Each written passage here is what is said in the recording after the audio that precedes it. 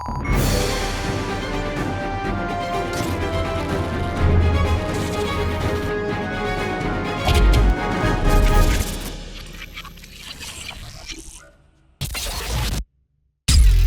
evening, and thank you for joining us on day 313 at GGY, Good Governance Yaya, our first proper post-election roundtable today. Of course, we had one with Hijaz last week. He was supposed to join us, not last week, 2 weeks ago. Right? He was supposed to join us on the day, but he couldn't make it that day. So today we have our usual gang, but also we're joined by Ravi, who is one of the co-founders of Advocata. Ravi, maybe you can tell us a little bit more about yourself. I don't know how much you're comfortable telling us. Yeah, well, thank you for the invitation. So I've been interested in the politics and the economics of, and I've been following it for a while. So in 2015 we thought there was some opportunity, and so there were a number of other people. So I was amongst those who founded Advocata. So I was a volunteer with them from 2015 to 2019. After that, I've stepped out of the limelight. Right. So I write occasional pieces now. Well, we're going to put this limelight back on you tonight. Maybe put you on the spot on a few things. Right. Help us maybe understand. Okay, to the extent that I'm able to, yes. Right. So I don't know whether you know, but we have been on the street for like 100 consecutive days. Then subsequently, today is our 313th day of citizen activism. Let me remind people, first of all, why we continue to do this. We have always been a non-partisan group. We never really advocated for any party. But we have always been advocating for outcomes, and the outcomes we have been advocating for good governance, law and order, equal application of the law. We really feel like nobody should be above the law. We can illustrate that with an example. I don't know whether you read my tweet today about Tharinu made that revelation about the former secretary to the Ministry of Public Security, who's no longer in that position, was able to get a passport in 45 minutes. When everybody else is queuing up to get a token, can't get a passport and things like that. I mean, those are exactly the things that we have been fighting against, that type of impunity. Nobody should should be above the law, right? After being culpable and responsible for creating that particular mess. And that particular ministry is also the one responsible for the visa issue as well. So this is what we've been fighting for: justice, accountability, transparency, system change. And even though we have a new government in place, we are going to continue to advocate for all of that. So I think it's our responsibility to hold their feet to the fire, no matter who is at that position. I mean, we have been saying, if the people who support their parties hold them responsible, activists don't have to do that, right? I mean, what we saw is like blind obeisance to, it's almost like a cult. Like we see that with the people who support Ranil, especially. And they used to attack us because we've been asking for these things. And because the things that we fight against, or things that we fight for, and all the negatives of that is embodied in a man or in a system, and we fight against it, we get attacked. Because they think we are personally attacking them. So we're going to continue to fight for this. It's a non-partisan fight. I know we all have our political leanings, but we leave that aside when we come to GGY. So before we move on to today's discussion, we thought we'll reflect on what the NPP has done since they've taken power. I know they're limited in what they can do because they don't have a proper cabinet in place. We need the general election. I think we'll see real the real agenda after the general election. But in the meantime, we have to sort of make do with or try to reflect on what they've done so far. But let's start with this. I think all of us, especially those who were involved in the Aragalaya, can actually take a victory lap. What do you think? Because this is the first election in my lifetime that we don't have a Rajapaksa actually contesting. Because apart from these guys, even Sachendra is not contesting. Sachendra is contesting. No, he's not contesting, no? No, he is. Is he? He's in this, I thought I saw him in this list. Sachendra is contesting. Monragala also. Is he contesting Monragala? Yeah. Okay. So we do have a... Then Chamal is out. But not one of the seniors. Chamal is out. There is Chamal sign. No? Yeah. There's no one from Hambal. No one from Hambantota. No one from Their Hambantota. hometown. Right. So, Ravi, you have some thoughts on this, or you don't want to get into this? So basically, no. I mean, this is significant for me because in my lifetime, this is the first time. Like none of the senior Rajapaksas are. Well, the only one is Namal, who is too frightened to contest and is coming on a national list. Right. So the other significant people who are not contesting are like Maitripal is not contesting, Ranil, Partali, Vimal, Dallas, Nalakudeva, Lakshman Kiriyal, Ali Sabri, Chamar, Bandulu Gunawardana, Gamini Lukuge, Johnson Viratna. These are some of the senior people. Kehelia? Kehelia, well, I don't Hopefully think he'll be in jail for murder. Well, no, he's out, right? He's out he's on on bail. bail. On bail. Case is not over. And I saw he had a meeting recently and there were people still worshipping him. It was like, I want to throw up looking like that. Of the, Ali Sabri also not Yeah, Ali Sabri is contesting. not on the contesting. left-hand side list as Vimal Veeravansa, and at one time, I can't remember which election, from Colombo, he polled the highest preferential Highest, votes. yes, Yeah. So yes. a person like that is Is- not able to face the public. Is Sarath Veerasinghe going to contest?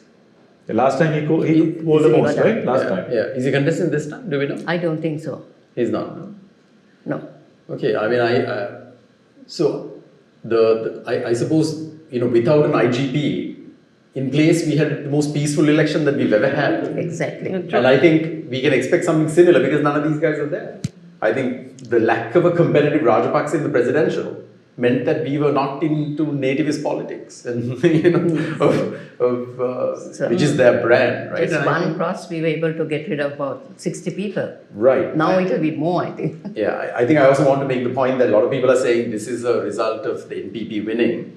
I just want to make the point that the NPP coming into power is a result of the mind shift change Yes. after the Aragale. Absolutely. So I would really say this is a direct result. So Aragale to Jayaveva.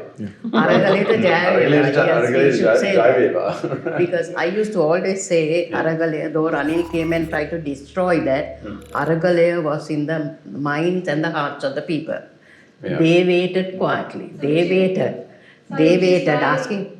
Which is why Ranil stole up here the Yes, I know. slogan. Exactly. Yeah. Because- So the logo, no? The sketch. People waited and gave the works, Yeah. So Ranil They voted to NPP to get rid of these people. Yeah, and also if you look at the legislation that Ranil brought in, not close to the elections, but the stuff that he did at the beginning, it was all to suppress people. Of course. Right? All the Broadcast bill, broadcast, ATA, yeah. So The social media, all everything. those bills. Rehabilitation. Yeah, Those are frightening bills. yeah.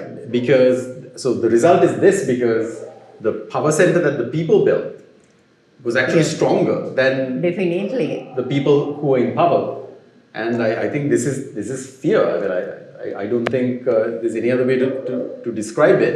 And if the Aragale hadn't happened, I don't think this would have been possible. These guys would have all been on the ballot this time too. At least a lot of them. Definitely. So people must understand the power of your vote. Yeah, Casting your vote is just that, no? yeah, It's just That's that. your voice. yeah. The beauty of a democracy and an engaged citizenry, right? So I think this coming election, I think, is also will be critical. So let's see how that goes. I mean, maybe we don't get into the details of that, right? I think we can do that later. Right. So let's move on to some of the key decisions by the NPP government so far. Anything that, before I go on to the slides, anything that has stood out to you, Ravi? Anything that has stood out to you?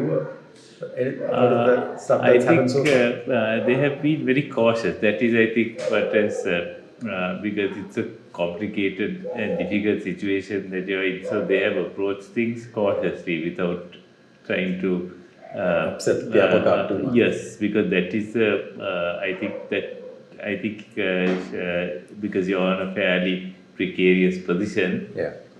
What you can't afford now is a mistake. So it's better to err on the side of caution Right. and proceed carefully rather than trying to make too many changes and then so leaving the governor of the central bank to continue, the secretary of the treasury to continue.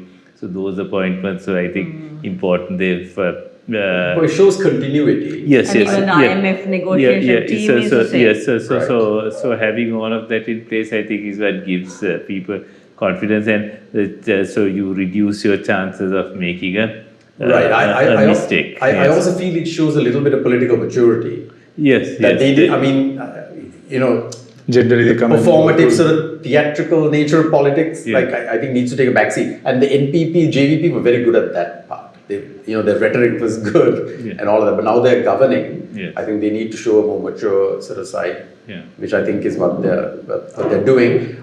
We've had the new governors appointed. There was some criticism of that, right? Because Hanif Yusuf was appointed governor of the Western Province. They were saying maybe this is the funders finally coming out and things like that. I mean, I worked under I him know and he's he actually moved a lot of his Yeah. businesses out of Sri Lanka. Some time ago. I mean, Some no, time and they ago. divested, right? He's no longer as part of Expo. The Japanese company bought Expo out anyway. And also appointing Shania Besekara. There was that itself has come under some criticism, and there were certain appointments that people kind of even you made Yes. some comments about. Yes. You wanna I talk about? I spoke. See, I follow this person who speaks, who's a lot about energy, Vidura Ralapana. Yeah. And he had mentioned about the appointment of Tilak Siyambalapitiya. I know there are some who, Tilak sort of, Tilak. as CB chairman, Yeah. there are some who venerate him saying, very senior engineer and all that.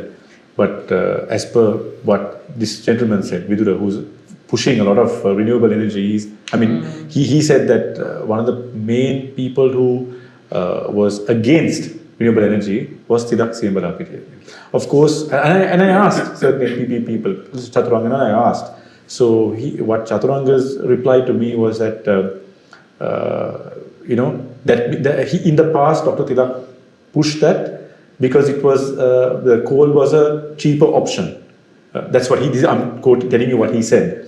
But now, that's not so. And anyway, Dr. Tilak Siyambalapitiya will have to, as CB chairman, he will still have to follow the NPP, what should I say, their policies.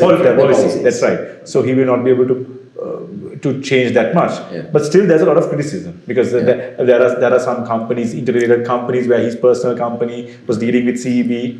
So that's just one, and there are others too. I think today we spoke about what Taridu said about this visa thing. Yeah. The secretary of the former ministry. Public That secretary. I saw. How he got his passport in 45 minutes.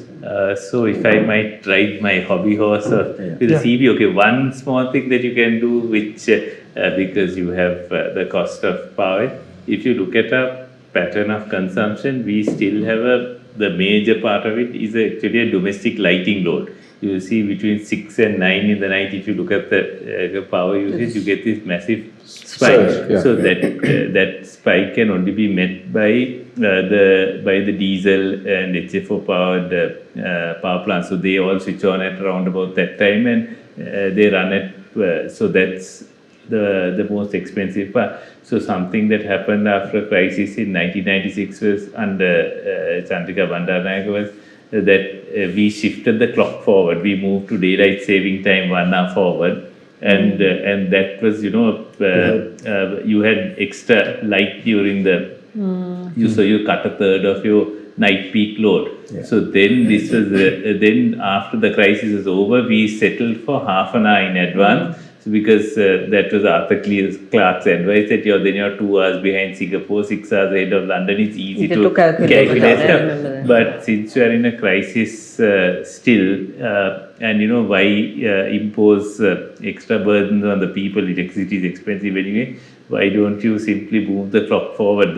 It was reversed apparently because the astrologers were unable to get their times right. But I would say perhaps this might be one forum where you can advocate for one simple way of trying to reduce your costs, I'm sure relatively painless way. Yeah, I'm sure you can quantify that, right? I mean, in terms yes, of it was. saving. There was at the time actually surprisingly the CB engineers themselves. I remember seeing an article. I can't find it now because it's where they had quantified and said you lose so much when they reversed it. So this was in 2005 or 2006. So fairly early on. So they did actually quantify it, and it's something perhaps that they can look at now. Well, yeah, I mean that seems like a simple common sense A fairly solution that common doesn't sense. require Are they Yes. a looking huge at amount that of. now? Are they looking at that now? I don't think because the astrologers make a- are more important. Well, we just put it out there. I Yeah. think maybe that's something that. Yeah. Yeah. So yeah, with renewable, one of Ravi, the why don't you all, actually, as an advocate, why don't you all? Well, Yeah, he's you not- all have a voice. so yeah, anyway, so but anyway, for the one of the things that you can do with renewable, which ADB was, I think, funding the study for it, is to use the renewables. The problem with renewables that it varies. So with the depending on the clouds, depending on the rain, your The wind solar and the goes, sun. your wind Yeah. can Yes. go up and down, and Yeah. what you need for power is very steady load. So renewables are a little complicated, but one of the renewables that you can use is hydro. Hydro. With the dam, Which is what so we have. Yes, so Yeah. there's now the problem with electricity is that it's very costly to store. So one of the cheapest ways of storing is, if you got the dam, is to use renewable energy to pump water from behind the Back again. back behind the dam. So they call it pump storage. So I think ADB is doing the study for this. So that's it was ADB or World Bank. One of them is, I think, doing the study. So maybe if they can move that forward, you can. There's a bit of a conflict because some of the water from some of the hydro also has to be That's released just for done. agriculture. Yeah. So you have to balance it, but there's definitely an opportunity for this, and they're doing this. There's one of the agencies is doing a study on it. So Can I ask you a question? yes, Since we're on the subject. I believe it's on the CEB plan also. Right. What happened to our carbon credits? That I'm afraid I haven't followed at all. You haven't followed that? Because I heard that during Maitri's time we had basically given that away. Like we have we don't have any. Not familiar with the subject. I'm afraid. Okay. Yes. Somebody mentioned that to us. Yes, no? it was on. Yeah. Somebody mentioned it. Yeah. Right? We had- Yeah, we didn't go into detail though. Okay, so in terms of key decisions, in terms of debt management and IMF engagement, Ravi, are you happy with the signals that are coming from this government? Yes, so they've basically they are continuing with the thing, so that lends some credibility to this to the reason you get the IMF is really for credibility, not really for the advice or anything. It's just that you've been quite delinquent in your dealings with other people. So the IMF underwriting things brings confidence to the banks and other people you're dealing with. So if you want to deal with the rest of the world, it helps. So that's so continuing whatever the merits or demerits of the program, and there are plenty of things you can criticize also, but at least continuing with the current setup and going forward is probably the lesser of for the moment. Right. I think they might have more robust engagement once the election is done, and they can seat a proper cabinet. I mean, right now 3 people are trying to manage everything. I think they've appointed ministry secretaries, right? Yeah. And that's how they're sort of running it. But I suppose once a proper government is in place, 25 ministers, I think, right? Yes, 25, They have said. So on the cabinet, the problem of a lot of problems with the actual government starts with the fact that we have too many people. The cabinet is too large. You have too many institutes. You have to rationalize the cabinet.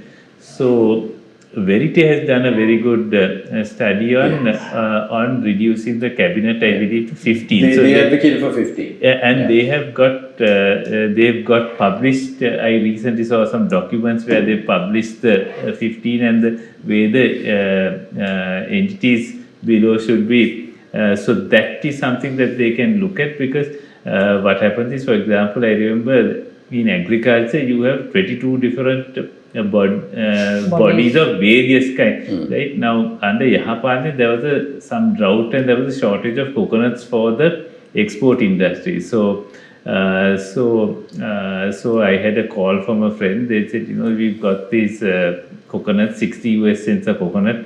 At the time, it was $100 to the dollar. It was relatively quite cheap for the exporters, and the government had published a statement saying that they are allowing people to import. So they were trying to import and nobody knew how to import because there is a coconut cultivation board, they didn't know anything about it. Import-export control apparently didn't know. The plantations ministry was not aware of the process.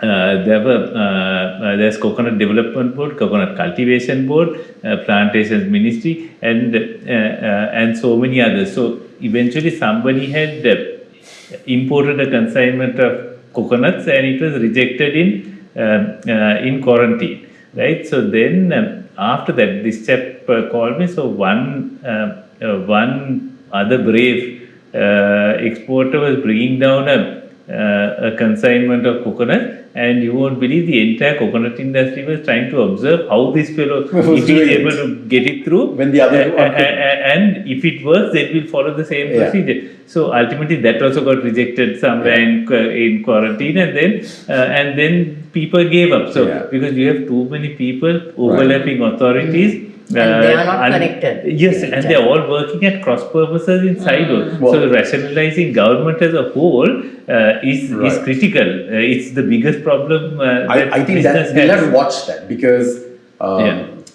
NPP has always advocated for more intervention, not less. Yes. So I think stripping away some of these like you said, overlapping authority, all these multiple institutions, or making them more efficient. Will be a challenge. They have been talking about it. They have. Maybe once they're in government, they might realize how difficult it is to work because different people are pulling in different directions, even under the same ministry. So it's so the whole thing has become completely dysfunctional. So I think Verity has done the groundwork. I would suggest maybe following that plan. The documents are online and trying to rationalize even though you don't get rid of staff, at least have a single common policy for each, and one that's coherent so that people are not, you're not fighting from one department to the other department. Well, I think the good thing is NPP has a blank slate. They don't have a track record in governance, which means they might be more open to open to new the idea. ideas. So that's so rationalizing government is after that you have to go and try to if business is to increase or you are trying to create more prosperity, then it's government regulation really that is really getting in the way of everything. So simplifying and that's where the root of the corruption, one source of corruption is also the regulations and license. Exactly. So that's where you're creating opportunities for people to insert themselves into a process and create corruption. And then control the issue of either a license or some other thing, and there is potential for extraction. But, I mean, rhetoric is one thing, but governing is a very difficult thing. I tell people these dogs who chase cars. What is the dog going to do when the day he catches the car? It's sort of like that. I mean, I think it's a huge challenge, and there are plenty of people who want the government to fail. I mean, I think we are not that. We want the government to perform. I just can't understand why people would want the government to fail because that would be the country is failing, right? I think some of the criticism, we need the government to succeed some of the criticism feels mindless, right? I mean, not. It's like petty. It's like biting your nose. Of course, on the supporters, the triumphalism is also kind of like mindless, right? Some silly thing. The rupees strengthened a little bit. People are like, oh look, it's the NPP effect or the AKD effect. I mean, it's all mindless, right? I mean. There are extremes on both sides of this. No, I'm very scared. I don't want them to fail because I don't want to have to suffer again. Yes, exactly. So I think the theme perhaps for NPP should be, or the new government should be, one is an overall theme of avoiding mistakes, right? That's the first thing. Second thing is, you have achieved some level of economic stability at a great price. So the second key thing is perhaps to maintain that. Don't allow that to, which means keeping your central bank under control, not allowing them to get too adventurous or putting pressure on them to manipulate your interest rates down, which they do by printing money. So don't get onto that. Cheap money sounds very nice if you got if you borrowed a lot and but that's the thing that really destabilizes everything. So that side, be careful and be cautious in your in the rest of it. Okay, you have a budget to deficit to bridge. You tax people all very heavily already, right? So don't try to spend more money again. Right. But if you're spending, cut it from somewhere else. Right. I think the burden on taxation is basically fallen on the people who are already paying taxes. I think they definitely need to work on. I'm in an industry where there's a huge amount of tax avoidance. Tourism, massive amount of tax avoidance. So right. There are villas who are owned by people who live overseas. They don't pay anything. They collect all the revenues overseas. They don't pay any tax. So I think those are the things that are easy wins for them, right? Like how they restored the visa thing. That's an easy win. For taxes, I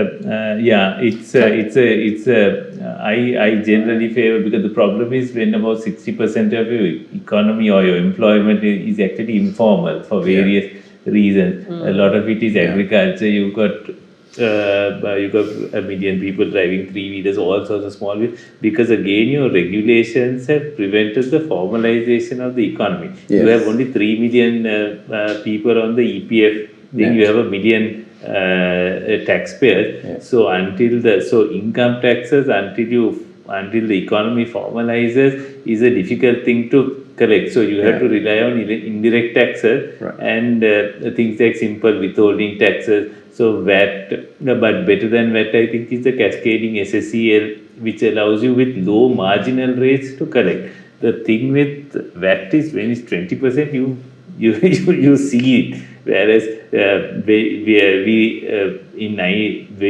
when we came out with GST in the first place, we were previously had the 1% BTT and 5% BTT.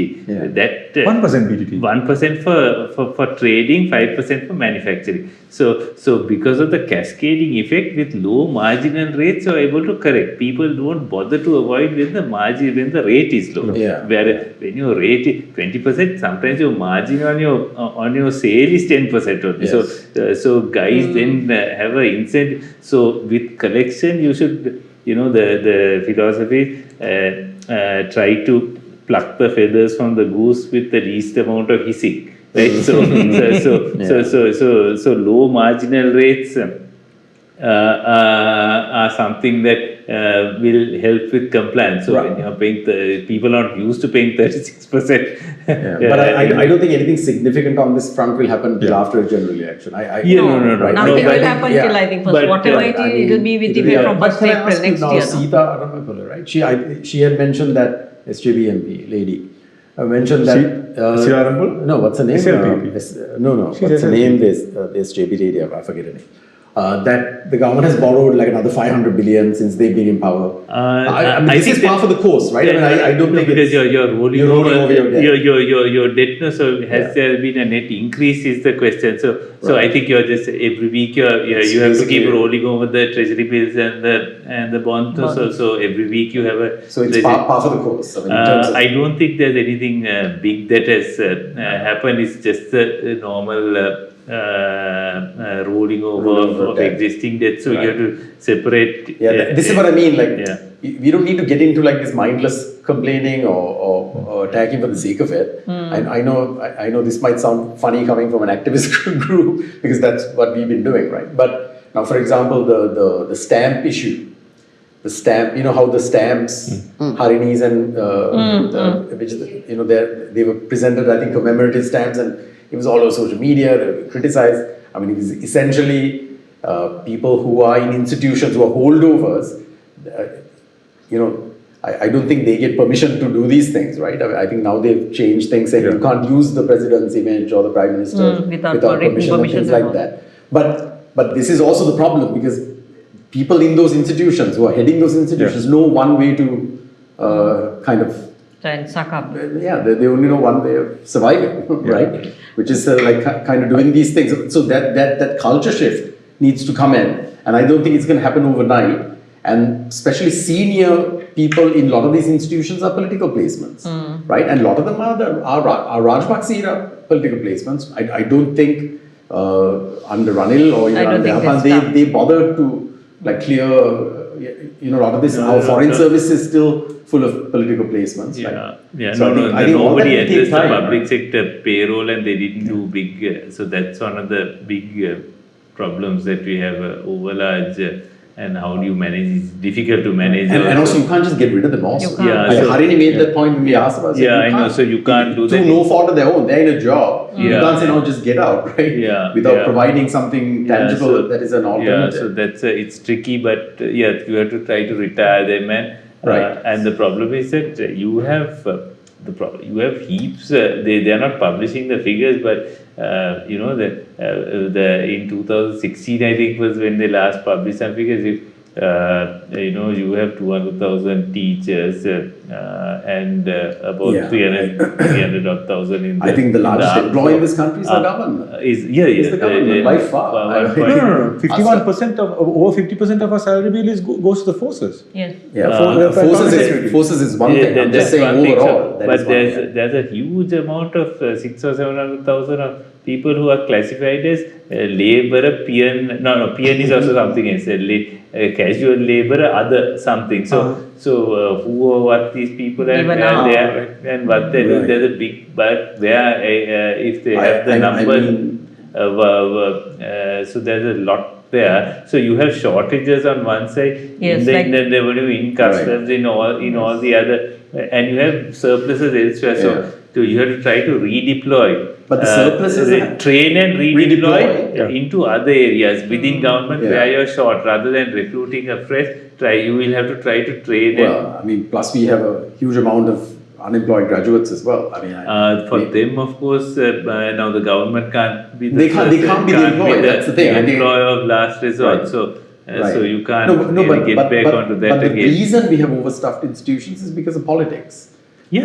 Now, It's even- it's a patronage system. Right. So you Exactly. give Politics jobs is a and you get patronage. elected. So Even just before the election, Yeah. I highlighted this Yeah, they have taken about Srijawadharapur Hospital. That's right. Where they took like 100 people. This was Yeah, during, yeah. during, No, so during this- election so time. this- and all Ramesh came from Ramesh Patina's That's district. yeah. And hired by the administrator, who is a political appointment and Yes. who's a problematic political Yeah, appointment, yeah, who's still lingering. He's still there. Yeah. Right? He's not been, and he's been targeting doctors, and I mean, he's been an absolute nightmare. But these people are there. So I think for all of this to be resolved, will take some time. And I think we will see, like I said, more robust action once the election is done. And I mean, So- let's bear in mind, it's only been 3 weeks since Exactly. I think just expecting- before we move on, I just want to go back to the discussion on tax. Yeah. It's not just widening the tax net. I mean, there are billions in unrecovered taxes. Yeah. I mean, now they put Aloysius. Aloysius into jail for 6 months. Yeah. For is it 3.6 billion? I think. Yes, Some yes. figure like that. Yeah, But unfortunately. he's just 3.5. one. But he still has to pay, right? He still has to pay. He still has to pay, He has yeah. to But pay. like him, there are so many others. plenty. If you take So, excise tax today, No, excise is one, is I know. one big black excise hole, Tax, yes, it's very clear. What I read, what I heard Yeah. today, 95%. Pubudu Jayagole, the FSP guy. This is something he said. 95% of the unpaid. You can correct me if it's wrong. If 95% of the unpaid excise tax is between two people, Arjun Aloysius and Johnson Fernando. Arjun Aloysius patronage from Ranil Wickremesinghe, Johnson from Mahindra Rajapaksa. Is that correct? This is what he said. I'm quoting. All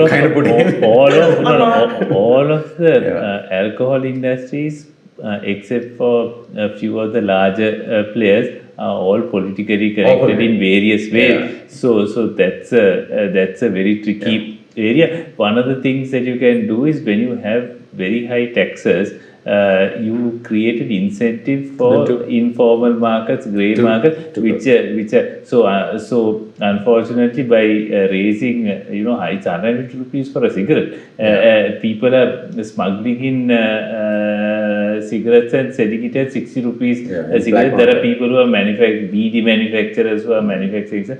You create the Yeah, incentive for tariffs and taxes always create. like if a you have informal them market. excessively high. Yeah. So this has been a problem. I think you've raised revenue with alcohol taxes, but Well, I having mean, it too high but Ravi, creates the incentive. let's hope it's short term because IMF also mandated like So certain revenue increases. they are wanting you to They increase needed the that fast, thing further, but what you're doing is you're not reducing the consumption. You're pushing people into the grey and black market. No, So yeah. that's not a That's Ravi, not a you're good talking thing. about the high tax. Yeah. This is them not paying their excise tax. Correct. No, just The- true. so that's so what happens is those guys will when the legitimate players lose market share to these guys. other Yeah. guys. No, when your tax rates are high, but- because but- 90% or 80% of your cost of your alcohol. So collecting from the basically what you should do is if you don't on excise, it's fairly straightforward. You don't renew the license. You don't renew the license. Exactly. But the thing is, collecting that is not going to fix a systemic issue. That's going to be punitive for those people. Yeah. But the systemic issue that's there doesn't get fixed just because you collect that guy's money. Yes, those guys have to be held accountable. That has to be collected. Purely symbolic, right? Like when we say, Ranil traveling, it's going to save so much money. Purely symbolic, right? You know what I mean? Like it's not going to fix the bigger issues that we have in our economy, right? Cutting down but waste. excise, if you The just issue is sort cutting of- waste. Waste is all across, everywhere. Yes. Yeah. But excise, if you sort out some of your things, that is the legitimate players who contribute pay the proper taxes will benefit. So Exactly. you should shift the playing field in favor Right. of the legitimate producers, the legitimate distributors.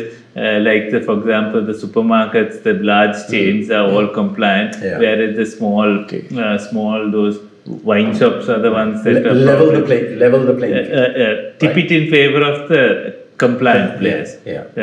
And the compliant products which are difficult to imitate, which is like wine and beer, whereas the spirits are easy to Because the easy to imitate. beneficiary is ultimately the consumer. On pricing consumer and things like that. and the state also collects. So Right. And for whatever said and done, we cost of living, alcohol is a part of your cost of living. Certainly is mine. Who is it who is pretending that alcohol is not part of your cost of living? It is I don't part of know us. from which And planet special Sri the Lankans, politicians. right? I think we have very high consumption. Right? No. Anybody, any wedding, any party, anything.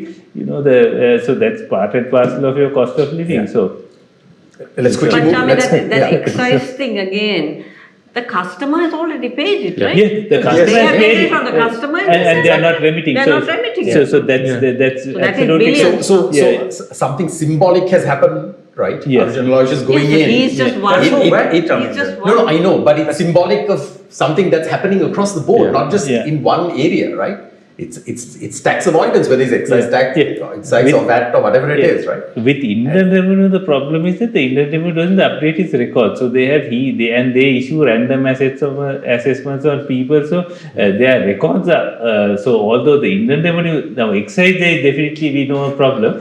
Indian Revenue the records need to be up to date because they have a huge amount that's shown as uncollected. But it's not actually collected. They are not active because you have received all sorts of assessments. You haven't updated your system. Yeah. You So have they have so to- many. yeah. You're showing it as uncollected, but it's not actually collectible. Right. So Indian Revenue, I know definitely has a problem like that. Right. Excise, we know definitely that there are a lot of people who don't pay. But so, from our perspective, yeah.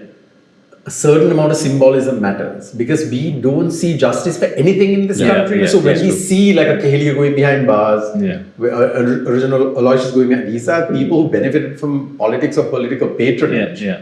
Right, the crony system that we've been talking about. Yeah. When something that happens like that, it gives us some hope that this will be this is like accountability finally catching up with people who never thought it ever will, right? Yeah. So I think that's important from our perspective.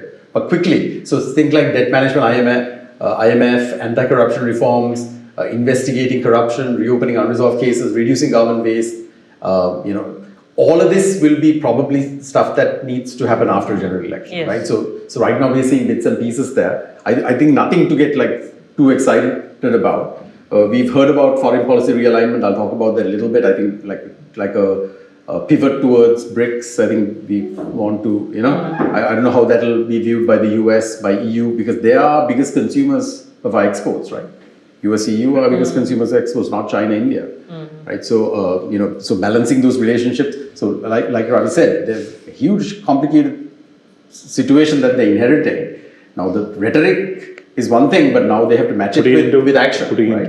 And things that actually, what's happened? Okay, so one positive is that this was resolved very, very quickly. The visa matter has been resolved. So, we're back to the old system. The officials were held accountable, I think, arrested, right? They arrested the They control of arrested immigration. the immigration controller for not following through on a court order. So these are good signs. Yes, But we want yes. go ahead. Well, what we should do is liberalize the visa system a lot more because right up to the early 2000s, what you had was a simple stamp on arrival. You didn't need anything. No, right? but no, Ravi, Yes. the visa thing Yeah. was purely a collection mechanism. Absolutely, It had nothing to absolutely. do with the visa. I know, but Purely like somebody now made a it's a calculation. good reason to get rid of a lot of it. Simply a stamp on arrival is all you need, and allow. Because what happened? Which And- we are still collecting the money, now. Yeah. Somebody Yeah. made a calculation: 2.5 million tourists into like $35, we can raise this much money. Yeah. And we were giving visas for free, right? Yeah. During Yeah. the war and after Yeah. the war. I mean, and we saw a huge, like almost an exponential growth. Yeah. Right. I think 400,000 when the war came to an end. Grew to 2.5 million in 10 years, right? 2.4 million or something. That was all, and that was part of the consideration the fact that we were giving a free visa. Yeah. And as an industry, we have been advocating that we should be giving visa for free. And allow. Okay, you don't. Yeah, so that if you want to attend a conference meeting, now technically at the moment you need a business visa, which is a problem, right? But have a most simple people thing. don't, they bypass that. So just simply say if it's conference meeting, whatever, give people 3 months visas where they can come in and do whatever that they need, even if it's small consulting thing. Don't worry about a business thing. Allow them to do anything But within Ravi, 3 again, months it's or about 6 the months. money. It has nothing to do with the visa category or the type of visa. Yeah. They figure that if you are coming on business purposes, you can pay more. Yeah. So the Yes. leisure Yeah. people get the Yeah. cheapest Yes. Yeah. visa, Yeah. or for free. Some countries get Yeah. for free, like I think Russia, Ukraine, China, India Yeah. is for free. And then other visa categories. That's how they justified the system. Okay. They were saying that No, but- complicated visa categories can be incorporated Yeah. into the VFS Yeah. system. But Yes. really, it's just a simple matter of collecting some money. Yes, that's what it was. But Yeah. what they should do is now just not go back to the old thing, open it up a bit more, so make life easier for tourism, for businesses that are struggling with business visa. Yeah. And if you want to really attract investment, your diaspora is your best source. For them, have a category like that overseas citizen of India kind of category, where either you give them a very long day, do everything other than running for office. And voting. And voting, Yeah. you can give them everything to buy land, to open bank accounts, to live, to Yeah. work, to do and spouse visa. That's the other thing, because you're denying a lot of talent to people who are married to Sri I Lanka. can't remember who mentioned those this, but our simple things- GDP will grow by like a 1 or 2% by just doing this. Really? Somebody it mentioned. Yeah, because makes it's gonna have a makes huge life knock-on easier. impact, yeah. And when you are in a difficult situation, the first source of investment is your own diaspora. They are the people Yeah. who are familiar with. They are the people who are interested, who are willing to put up with all the other headaches that you have here and come. So a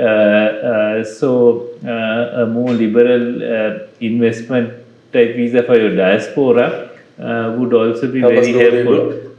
I think NPP has sort of. Hopefully- You want to talk about the bonds we were talking about previously? which bonds? No, they said like they're going to issue bonds to Sri Lankans living overseas to raise capital. I think we have something You like said there was that. something like that There's already. Sri Lanka development bonds which Yeah. are bought by the local banks, but also I think were sort of targeted towards our diaspora. And I think that already exists. Yeah, right. So that was one of the big platforms that the NPP were talking about. Yeah. But the point I was trying to make is that easy win, they've done it, but under the same ministry. You must remember the efforts of the travel trade and the Yes, of ministers who went course. to. Yeah, yeah, yeah. When- three when- ministers went to court, right? When Court and Sumanthina? Partali and Partali? and one more, can't remember. But yeah, Harsha, was it? No. somebody No, doesn't. okay. Yeah, I mean, it's done, right?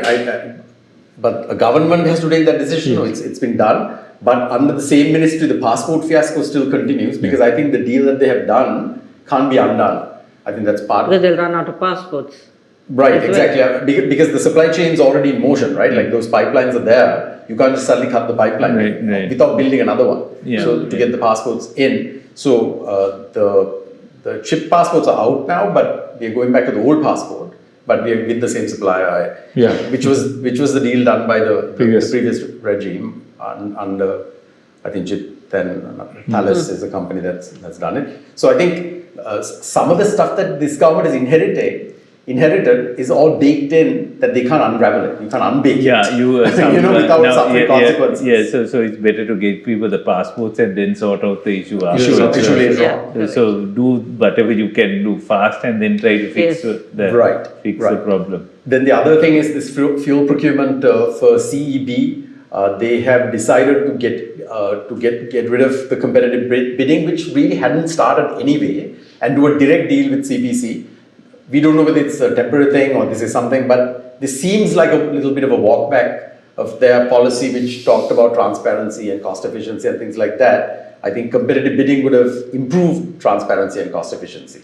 Probably, and allow Right. people from overseas also to tender and allow free import of fuel to the market. Generally, allow another couple of players to come in and distribute fuel.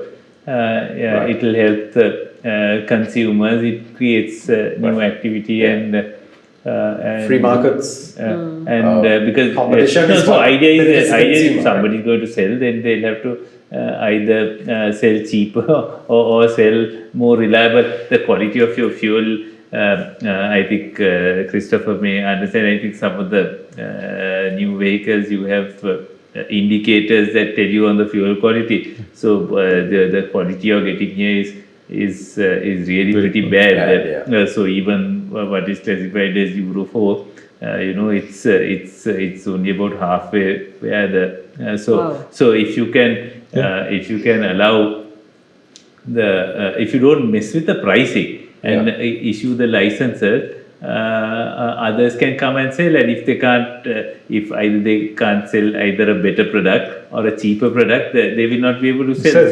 So allow consumers to choose, and similarly allow the power generators also to take a decision based on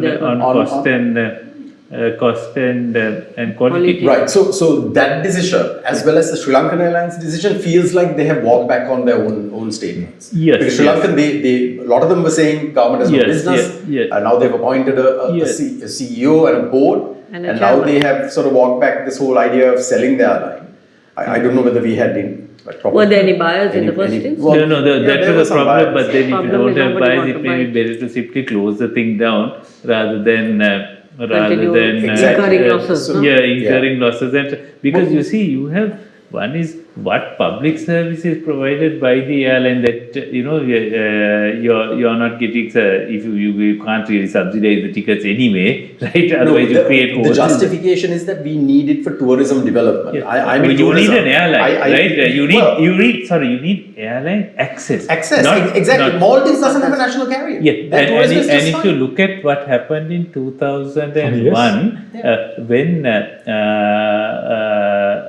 we did two things. One is we signed an open skies agreement with India, right? Earlier you had only the two national carriers, Indian Airlines and Sri Lankan, who were flying between the, right? Now that agreement restricted the number of cities, the number of flights you could have, right? They had an open skies agreement and they gave visa on arrival to Indians, right? India shot up to being the largest market for tourists for Sri Lanka, and all throughout the war, when nobody else was coming, Indians kept your tourist industry I going. remember after the tsunami, that's when the Indian market opened up. Because we did this buy one get one free and all of that. That opened up the market. Plus, like you said, the open skies agreement.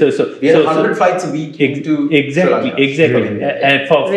And so therefore you didn't need an airline to bring those people in. They came in on jet, on all these other things. Also, Ravi, when a vacuum is created in the market will step in and exactly. fill it. So you don't really carriers who are you don't need that. So you can have a national airline. The government needs to own and run it. Emirates was doing an okay job when they were doing it. So if nobody is taking it, let the license lapse. And if somebody else wants to start one, you tell them to start afresh and give them a. The sad fact is we have swallowed a 500 million in debt. Yeah. Right? How much 500. is it? 400 the million. government, 400, Recently 500 400 dollars. million, no? The government absorbed, right? Yeah, 400 million. No, that Before was this time. that loan, and then in the past we have been doing it also. No, Yes, there was but the thing is, Ravi, that this was a profitable airline. So you know it can be upon a done. time. Yeah, as Right? long When Emirates was running it, Yes. it was a profitable, and we have a monopoly on ground handling and catering. We Yeah, shouldn't lose. So that's why airport and aviation services runs at a profit. But anyway, either way, you don't give up. There's no public service, and therefore no public interest in this thing. So, Yeah, so I think this is something that they need to. So I think, and you have limited time in government. No, how can you be running all these complicated and difficult businesses when you have so many other priorities? Right. What are your priorities? If you make You have limited time. How Yeah. many hours in the day do you have to devote to important things, and is this important? So in Yeah. terms of time prioritization, this is just a headache that yeah. you're trying to Yeah, take this on is- I mean, I yourself. So why do you want to mess around with it? Right. I think If you try to sell it now, Or with close a it, more close the of thing, a yes. stable, now its government is stable, Yeah. and don't you think we'll get more offers? Last time we didn't get offers. Yeah, last time there's maybe the No, there airline. were. Yeah, you might have to You saw the restart. 5 people who offered to buy it. Sometimes when they create the tender process, it's set up in such a way that excludes a lot of people. Okay. Right? So, Sometimes the tender documents are written Yeah. by the person who's going to get the, Yeah. get it. Yeah. So Right? this time So it's fixed from the. there was Yeah. no proper. No. Soeru, the entity that was set up to do the privatizations was I don't know whether Air Lanka was under them, but they were following a good process. That board has wound up now. But one thing that they can do is there was a very good law that had been drafted to set up a holding company for state entities, which Temasek model. These guys are yes. talking No, about. so Yeah. the law has a very difficult and very a good law has been drafted, and it has not been passed. So it's one thing that they can do is to pass the law, take the credit, and set up the entity. So then that will solve some of your other. So that's one of the easy wins for them to do is to simply pass that law. It hasn't gone to parliament yet, Yes. but it's There- all there been are- done and it's been properly done. There's an entire pipeline of laws waiting. Right? Yeah, so so this many. is a No, good this one. is one of them. This is I one saw and a There's good so one. many. So, So I think to do that you need a decent parliament. See, no, so they will have no problem getting a majority in the election. So they will get the election. They may even get 2/3 for all you know. That is scary. I don't think so. We don't know. Well, the thing is, some of our system change goals. We'll get to that later. We're sort of running long, but they need a 2/3. You can't do constitutional changes without a 2/3. No, that will be at the latter part. No, it shouldn't be under the latter part. They have promised these. One of the main things is they the have promised removal them. of the executive They presidency. have promised the abolition Both of the the SJB, executive, right? both the NPP, I both know. promised it. I mean, once you sit there, you can't say I'll do it later, right? I Yeah. mean, this was a key No, but promise. they don't So need to- we they have don't to need we to have have- to hold them accountable. No, but they Right. don't need to win two-thirds majority themselves. Yeah, right. They No, can they get can it with get the it. other parties if it's Well, a good policy or a To good. do that, you need responsible people seated in that parliament. So we are hoping that it might Yeah, be this yeah, time. exactly. I think So- constitution changes people will support. Yeah, I Yeah. think so. Okay, As long let- as they're good.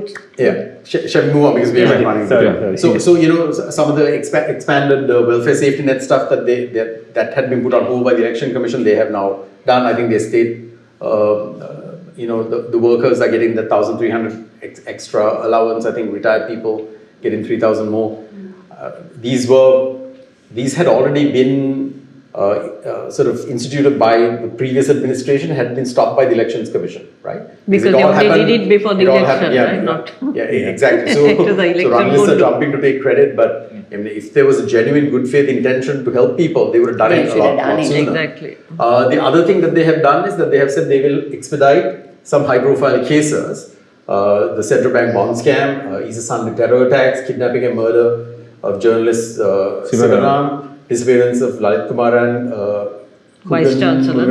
Muruganandan, disappearance of the Vice Chancellor, murder of Dinesh Shafter, and the Valigam Hotel shooting. So now Vijay Herath was asked at a press Why? conference, why these and not talking about the other cases, right? Lasantha, Pradeep Naligoda, Wasim Taj. I mean, there are some high-profile cases that from the past, other than things like Ratu Paswala and so many other cases, right, that we've been talking about, plus the transitional justice issues and things like that. So his answer was that these are closer to resolution. Which makes sense, no? These are closer to resolution. That's why they chose these.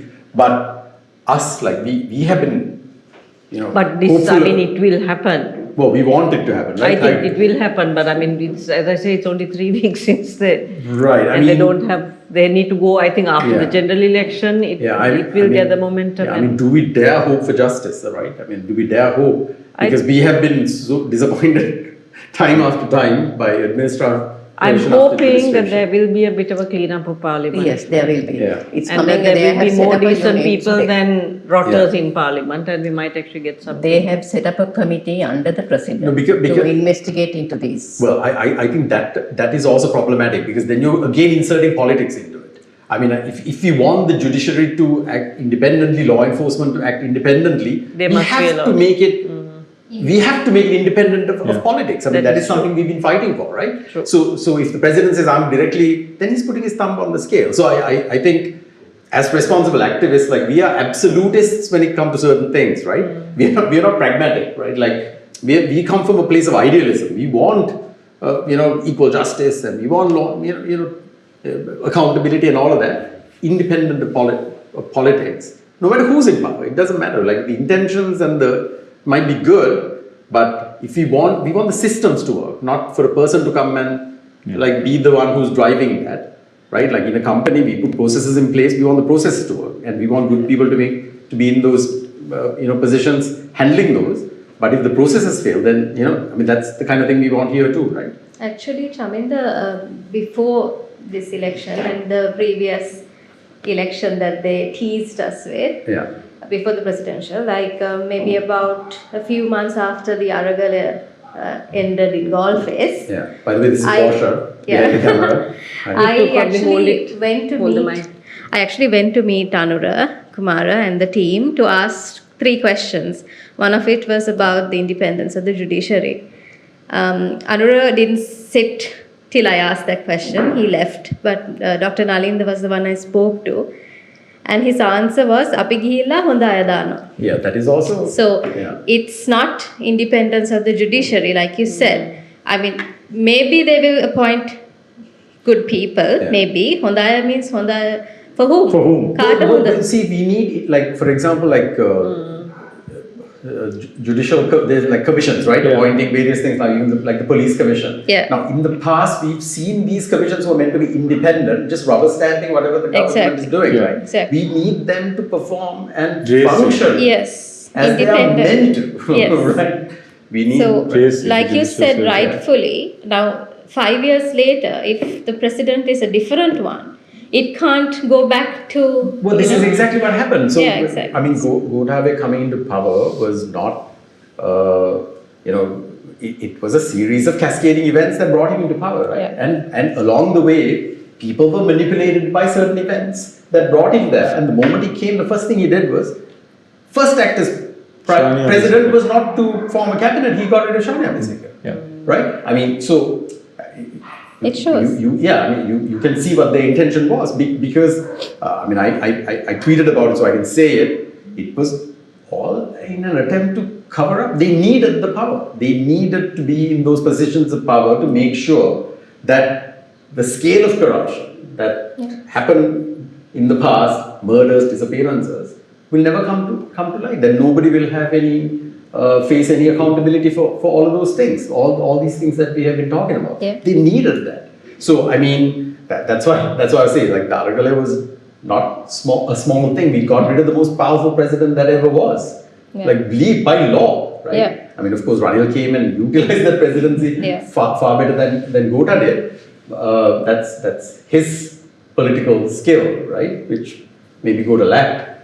But we need the system to be corrected. We need Robust. course corrections in certain It things, has to be which is the foolproof. system change we've been all Yeah. asking for. It can't depend on the person sitting in that Exactly. seat.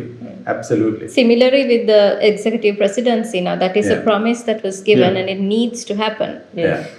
Regardless, because even Yeah. if that person sitting at that seat right now will do good with it, Yeah. it doesn't mean anything You're right. going forward. Even Shani Abhisekara's appointment, technically, Yes. Was the should not have commission. happened. Yeah. So the justification is that he was a victim of political persecution, also so he true. deserves to be there. Yeah. Agree. Yeah. I principally don't Explain have. why Shambhaji said that he shouldn't be there. I'm just No, asking. no, because he's been put there. He's somebody who's already now out of the force. Out of and force. He's retired. And he's gotten on political stages. He's endorsed people. He's right now he's a political person. He's not just a law enforcement guy. Right, okay. Right now, and now he's been reinstated. So the justification is that look, he's the one who did a lot of these investigations into these things. Right now the issue is how much evidence is left. Right, because I mean we are hopeful that there's plenty of threads to take us on a path to justice, but we don't know because a lot happened during the 52-day government was when it began, and they completed the job during Gota's 2.5 years or what? 2 years, right? 2 years. Yeah, 2 years. Right, that was enough. The half Right? was So, spent in for example, execution. Wasim Tajuddin, in terms of evidence, like his bones are missing, right? His femurs are missing, right? Yeah. So I mean, and the only evidence that is remaining that his femurs are broken is the X-rays. Who has the X-rays? Nobody knows, right? There was also a report Yeah. when it was initially Right. I mean, launched. even the Easter report, they're saying parts are missing, right? Even now, Yeah. there's Easter report that was handed over to Maitripala Yeah. by the commission. Now they're saying certain parts are missing. So. No, but who's that Hello guy? He's saying Well, he has well, it. well, let's see. I mean, like, yeah, let's see. He's been given 3 days, so tomorrow is the deadline. He has to wait. Let's see. Right? So, but really, hopefully there are enough threads to take us on a path to justice. And so we can be somewhat hopeful that one of the main battle cries of Dharawale, which is the call for justice and call for accountability for some of these things. Not just this, the financial scams, the crimes, all of that. Because nobody, country of crimes, no criminals, right? Right now, no, because now if, for example, the prisoners who were shot and killed, nobody was held accountable. Yeah. In fact, all of those people were released. What does that mean? What does their death certificate say? Did they kill themselves? If the death certificate says that they were shot and killed, somebody held a gun and fired them. That means somebody has to be accountable, which means somebody gave an order, right? Just because they're prisoners, they didn't, Why, they there's an deserve issue to on have that been, now, no? it's like an execution, right? There's an issue on that now, no? Because in August, the Attorney General's No, office has... in the sense that I'm just No, what using I'm that as an saying example. is, no, what I'm of- saying of- is they yeah. have told the investigations department to just shut it. That's They what are I going to mean. withdraw the... That's what I mean. On whose withdraw- behest, right? Exactly. So I think if evidence is missing, we have to look at the chain of custody and say who was last in charge with that evidence, and those people have to be held to account, right? So I mean, there are parts. We just have to hope that the government has the backbone to follow it through and get us to that place, right? And that we don't. So I thought, as a final thing, let's just quickly look at our key demands and whether what's happened so far kind of matches up to the rhetoric of the past. So one of our key demands was like dissolving parliament and have elections. That's already happened. Immediately parliament was dissolved. So I think as GGY, not that we take credit for it, but like we can be happy that at least one of our demands have been met.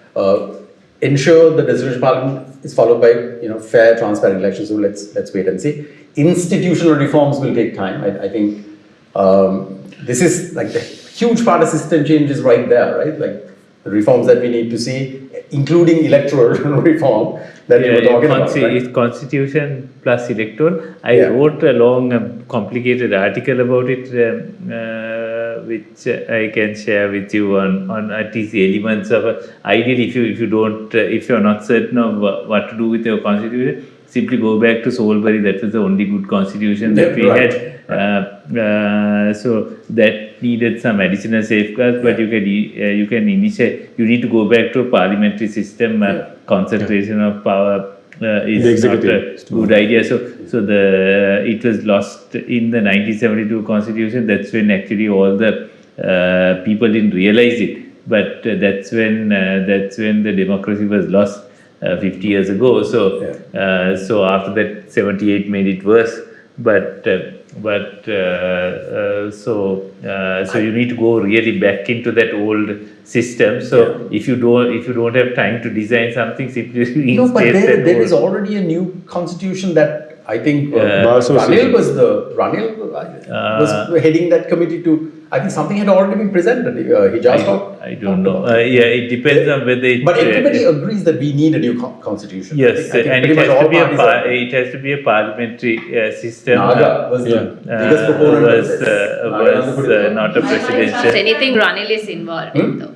Anything Ranil is involved in, I wouldn't Yeah. trust. So you can go back to 1947 if you like. That's the best of what we've had so far. Then removing corrupt officials and enforce transparency reforms in SOEs and things like that. I think it'll take time. Long. There's so Those many are- people entrenched, right? That in so many institutions over decades of political involvement, I think it'll be very hard to extricate, right? I mean, also if you remove these places, you don't know whether there are suitable people, because we saw that the UN General Assembly. That was also criticism. The person who spoke at the General Assembly was Mohan Pires. Mohan Pires, no? Yes. But Right. he was He wasn't- spoke, right? But he was not appointed by the NPP. He was appointed That's what I by the mean. previous government. But he spoke Okay. during the NPP administration. Like he hadn't been replaced. But things like that will take time. So I mean, I saw the criticism of the NPP for that. But I think a lot of this we have to give time, right? Justice for major cases. We're beginning to see the beginning. right? I mean, I think it'll take time. Reopen unresolved cases, right? I think, again, you'll have to put this independent public prosecutor in place. I think that'll require a change of the change. I mean, they did come and make a display of the files that need to be opened, which they said when they come to power they will do because they couldn't do before. Well, they need to follow up on that. Yes, exactly. I think, but they can't do it without the AG department. They can't, even if they replace the AG. So now again, it'll be a political appointment, right? Yes. So creating the independent office will require budget allocations. I think it'll require an act of law to do that. So you'll need a new parliament for that. Economic reforms, I think, will take time. Then the balance IMF issues, I think, again, will take time, right? I mean, bringing in the adequate social protections. I think the IMF was heavily towards just purely looking at an economic recovery. People did suffer, right? Like 7 million fell into poverty. I think World Hunger Index says we have improved slightly, right? I think journalists were very happy about that. He's taking that Taking a anyway. victory lap. I mean, some of it's mindless. But if you were to looking at this as a report card, how would you rate the first? Well, it's 3 weeks. It's too early. 2 words. Cautiously optimistic. Yes, I agree. Yes. Difficult, no? With 3 people. Cautiously optimistic. Huh? We'll see their real colors after the general election. Right. Within Which the could next be- 6 months Yeah. or 100 days. I don't know how those numbers came. 52 days and 100 days. So that is really it from the slides. If you want, we can go through shall we remind the new government of all the past scams and things like I have it right here. If you want to go through, shall we do that quickly? Shall we remind some of the major things that? Yeah, okay. Right? You read. No, You go read. for it. No, you read. No, you Go for it. go ahead. Huh? Go on, you read. Your thing. Your No, list go of ahead. deplorables. No, it's not mine. It's ours. Okay. Go ahead. All right. So Chris normally reminds people of this, but things like the Richard de Souza killing in the 90s, Lasantha Vikramathuga killing in 2009, Prageet Eknaligoda disappearance in 2010, Keith Noyer assault in 2008, Wasim Tajuddin killing now almost 12 years ago, Dinesh After killing just in 2022, Easter attack, which claimed 276, it's about 270, More than 71, I think. Now it's gone up to over 300. Over 300, is 310, I think. it? Yeah. Over 5 years ago. Yeah. Ratu Basala. I mean, etc., right? More than half of this was under Shani's investigations. Right. And so So it makes sense that The- he's there. and so much information in the public domain without we don't. I mean, nobody will say it out loud, but people know generally can connect the dots. But there has to be some accountability because these were lives, people who were right. I mean, their families are still waiting, right? So that is there. I just wanted to point out a couple of things. The government did, which one positive, one negative. The government opposed the UNHCR resolution 51-1. Can you explain Right, this? which is what, which is this is basically transitional justice issues, right? So basically, they continued the stance of the previous government.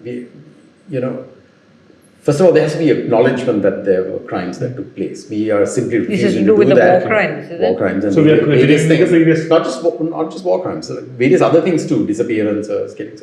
All of that come into this. There's no acknowledgement, right? Like nobody's saying that people have to be punished, but if you don't acknowledge that crimes took place, you are not going to address it, and that means you're not going to go down that road to accountability, right? And grievances fester, right? I mean, we see how difficult it is for the mothers of the disappeared to let this go, right? They're still protesting to this day because there is no acknowledgement, right? You think they expect their children to turn up alive? No. No, right? But they need But closure. they need closure, right? I mean, some of them are obtaining birth certificates, death certificates, because they need closure. Because without that, there are property issues, there are inheritance issues, there are real life consequences for having people disappeared, right? So the fact that the government maybe it was too early to kind of come in and create a policy or a response, right? That is maybe progressive, but it's disappointing that it's the same stance, that nothing really progressed there. But on the positive side, Easter attacks, maybe something will come out of this, right? I left here because these are all the laws that the government brought in, which this administration needs to do something about.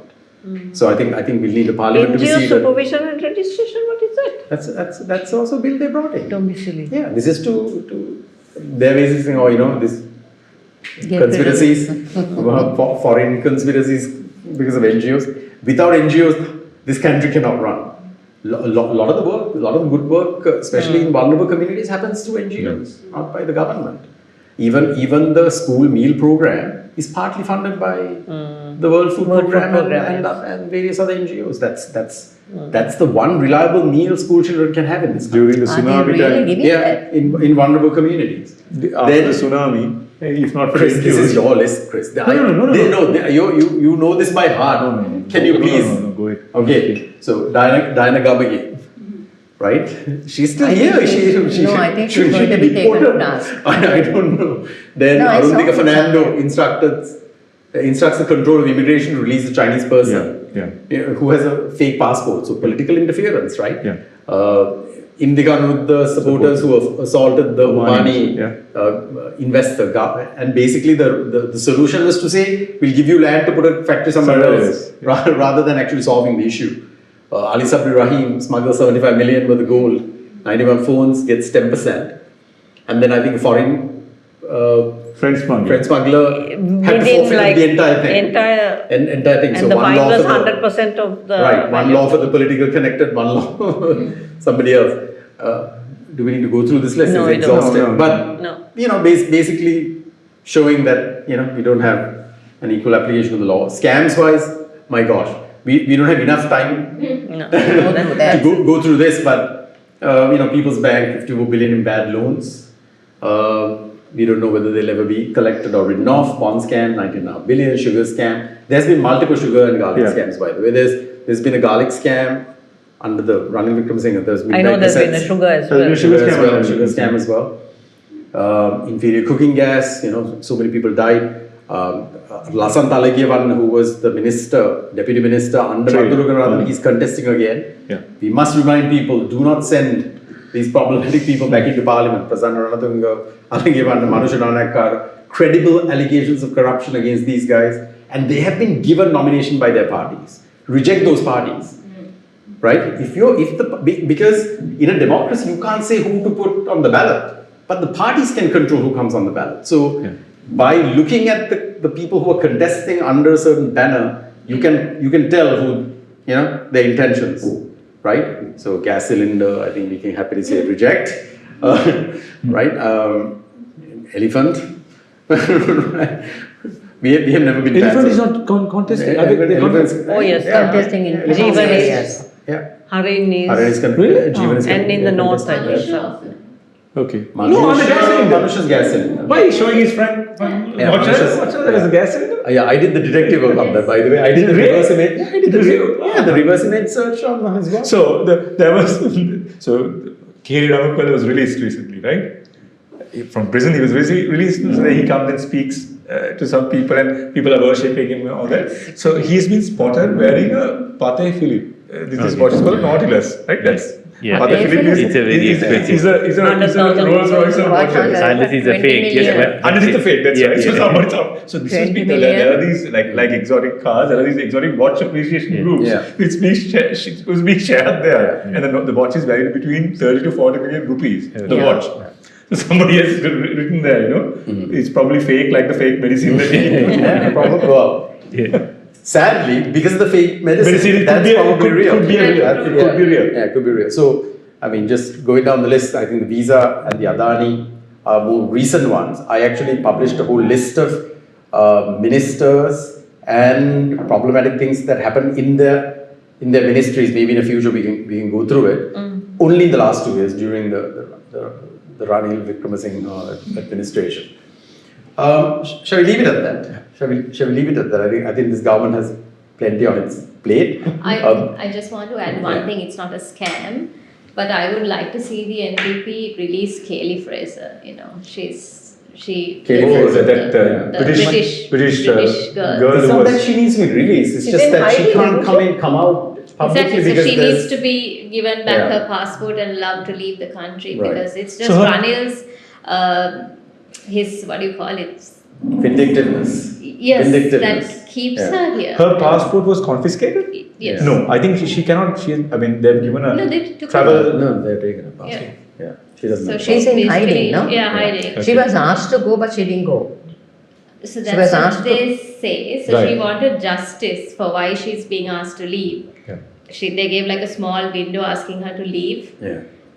But she was afraid that they would arrest her once she tries to leave. Yeah, maybe this is which something we why- can keep Yeah, talking yeah, about. we should I keep mean, talking the about NPP has nothing. I mean, she literally was at the Aragale Yeah. talking about what was happening to us. And the irony Yes. is that Ranil Ranil said said on Sky that News. they can come and hold Ranil the said- phone. Yeah. on Sky So News. Yeah. Ranil is a guy that I've Yeah. noticed, even with his campaign, and people said Ranil to back, he went with Ranil to Pulua. Look Yeah. at his campaign, right? Yeah. Then the gas cylinder issue under him, he goes with the gas cylinder. And then he takes Api Aragale. No, it wasn't under Ranil. And It was was under under And, Sudan. Yeah, go that Okay, side. but Yeah. that's the thing he takes. And then the Api Aragale. The Aragale he went and squashed. brutally No. destroyed. Yeah. He takes Api Aragale, he steals that logo and starts doing his campaign. This is very like Which is your Ranil's, Trumpian- design, Yeah, right? Ranil's design. Very Trumpian type politics, right? Like Yeah. you Yes, kind of this- like it's projection. Very weird know? mentality. So Yeah. he asked the foreigners to come and protest, and he keeps Kelly Fresh. So that's exactly the type of man he is. Yeah. It's- So I mean, let's see. We have a new administration. We'll give them some time to address all of Something this. to talk about. I think there's only 3 people to do all of this. I think it Yeah, might no, be. I know. It might I'm just be- saying that is I mean, there will something I be wish- priorities, I suppose, right? Like I think everybody must be going to them and saying, "Look, this is our yes, issues," of you know, course, of course. and then they have plenty to deal with. Right. So let's wind it up. Right. Any Yeah. final thoughts from you, Ravi? No, nothing. You're good. You're nothing, good. Okay. yes, All right. Thank you. Then shall we? Then Lisha, can you? Read my Continuing 2 what we quotes are for the doing. day. Yeah, I did that. At the beginning. Okay, Yeah. super. Okay. So my first quote is real change, enduring change happens one step at a time. So Yeah. that is, we have to give this government a chance. 3 Yeah. weeks has gone. They've done Well, a lot of good, more good than We did the same with Ranil. When Ranil came, we stayed Absolutely, back. yes, we stayed enough back. time, Exactly. and we saw just business as usual coming back in. and also to remind whichever government we have coming in, without accountability and transparency, democracy is impossible. Yeah, so absolutely. whoever it is that we need Yeah, that but Ruth Bader Ginsburg is a RBG. RBG is a cautionary tale about not retiring on time. Yes. Yeah, And we have politicians who do the same thing here, who don't Until retire. they die. Because she passed away during the Trump term, and then because if she had retired during the Obama term, They would got have- her they would properly. have got another and Democratic that appointment. entire Supreme Court is a mess. So, right, that's it from us. Thank you so much to everybody. CK Anu, thanks so much. And Ravi for Ravi for all your views. We should get you back. Like you have encyclopedic knowledge on stuff. Maybe we'll do like one whole thing where you're our special guest. So shall we wind it up, guys? We are not on our street corner yet, but before the Last general two election Sundays. for the last 2 Sundays, 3rd and 10th of November. we will be there to remind people to keep their eye on certain things, what to look for when they're voting, not to vote for rogues and criminals and problematic people, choose people with integrity, and give this and maybe seat a decent parliament. No murderers, no what? We actually had a convicted murderer. We Gold had, smugglers. right, yeah, various people. So that's a wrap for on day 213, and we'll see you at the round table. 313, and we'll see you hopefully with a couple of guests over the next couple of weeks at the round table. That's it. Good night. Thank you.